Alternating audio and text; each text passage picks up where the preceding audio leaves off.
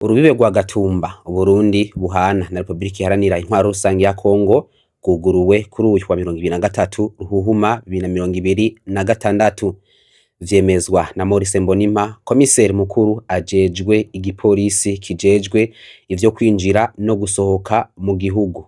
Rwari rwugawe kuwa 10 Kigarama 2025 inyuma y'ifatwa ry'igisagara ca Uvira n'umuhari M23 urwanya leta ya Kinshasa. Kuwa 2026 Kigarama umukuru w'igihugu yari yasiguye ko iryo yugagwa ryarifatiye ku mutekano muke urangwa mu seruko bwa Kongo.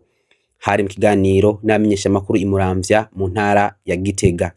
Umukuru w'igihugu Evariste Ndayishimiye yashikiriza ko mu migwi igwanira muri ico gihugu harimo abama bashaka kwica abantu mu Burundi.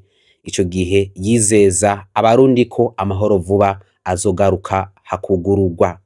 Ikigo kijejwe kwegeranya amakori n'amatagisi OBR camenyesheje ko ibikorwa vyacu vyo gutoza amakori n'amatagisi vyasubiye gutangura kuri uyu wa 2023 Ruhuma 2026 kuva igihe c'isaha 2 ku rubibe Uburundi buhana na Republika Iharanira Demokarasi ya Kongo.